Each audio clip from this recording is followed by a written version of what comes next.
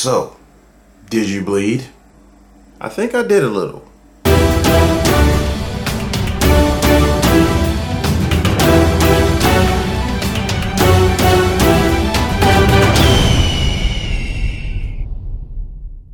What's up, family? Fallen Marvel here, and Batman v Superman: Dawn of Justice is finally here for us to talk about. A movie that we've probably been waiting for several years, probably ever since this line happened. This is why Superman works alone. Not sure that's a good selling point, FM. Yeah, it wasn't exactly a good selling point.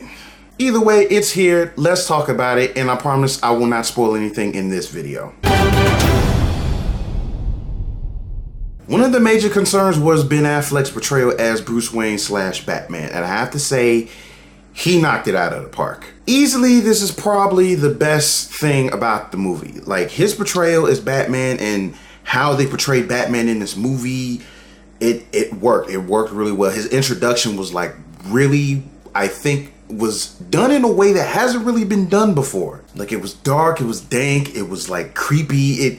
It almost felt like a horror movie at times, but I have to say, like, the way they pulled it off, like, I have to tip my hat to them. Like, so, you know, y'all did a good job with that one. Overall acting in this movie was really good. Like, Ben did a good job. Henry Cavill did a pretty good job as Superman / Clark.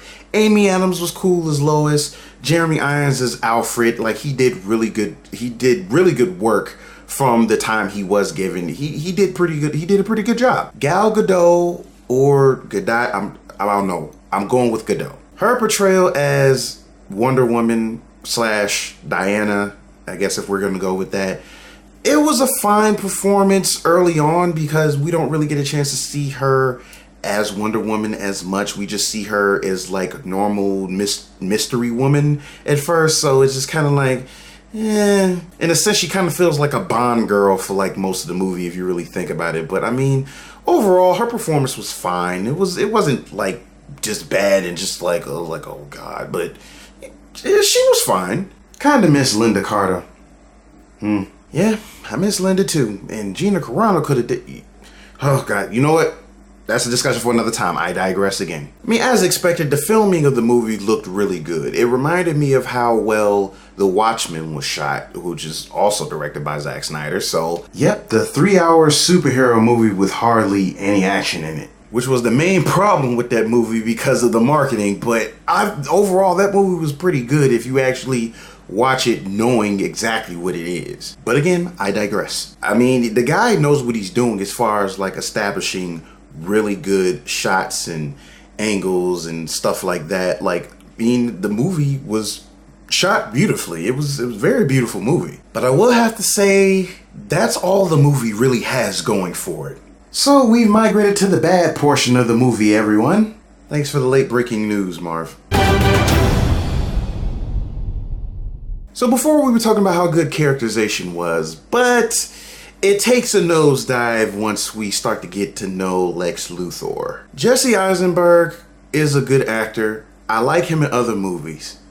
I did not like him in this movie at all. I get that they were trying to portray him as like this young business mogul with a brilliant mind, but he just came off as like really eccentric and creepy for most of the movie. He's like one of those like creepy guys that like just makes your skin crawl when you're in the vicinity. You just want him to move away. There's a particular scene to where like he's having a conversation with the senator, like as they showed in the trailer, and it's like you felt uncomfortable for her. It's just like, oh, get away. Now the build up for the fight between Batman and Superman was not 100% terrible, but I think the build up for it needed work because at some point it was like, okay, we want to see these guys kind of get into it, but how is it going to get there?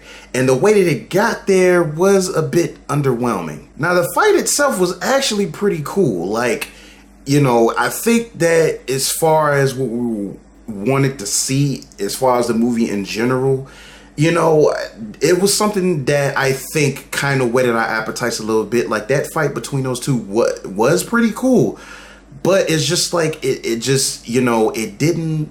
One of the things that I counted against it didn't last very long. So it's like the way it built up to that fight and the way it concluded was kind of meh.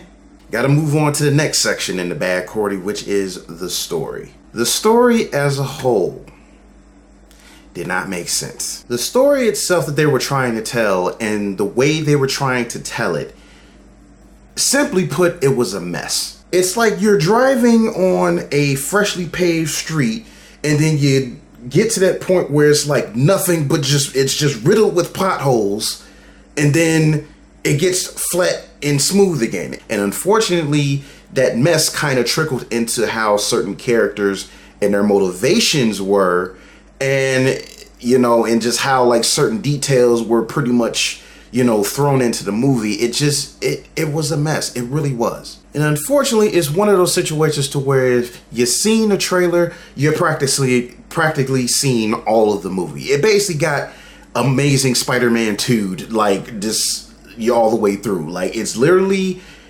beat by beat exactly how it was portrayed in the trailers.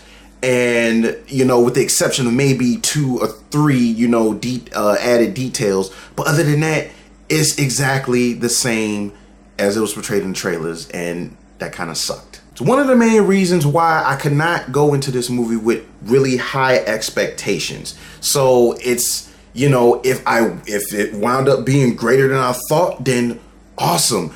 But honestly, it was a little bit more disappointing than I originally thought it would be. And with that being said, this movie gets a not so marvelous score of 5.5 out of 10.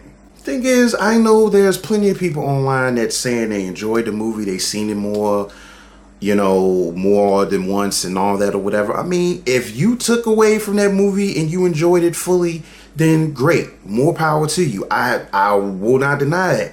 But the thing is, for most of us that wanted to go into it to find a solid movie instead of just a CGI fest like some movies are, Transformers, a lot of us were disappointed. And it's not having to do with being a Marvel fanboy or wanting DC to fail or whatever.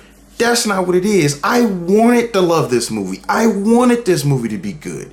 But for me personally, and for several other people who've seen it, it wasn't a great movie. It just wasn't. It wasn't the most terrible thing in the world, but it's somewhere between like just barely par and subpar, and that's where that is for me. So guys, I'm debating on doing a spoiler review for this movie because I do want to talk about it a little bit more in depth. So if you guys think I should do a spoiler review, go ahead, post down in the comments and let me know. So just interact with me, let me know what you guys thought of the movie and all that. I'm just saying, let's have a conversation. Let's have it. So guys, that was my review of the movie. There's pretty much nothing else to say, but go ahead and like, subscribe, and all those wonderful things, and I will check you guys out in the next video. Until then, follow my advice to go nerd, but nerd responsibly.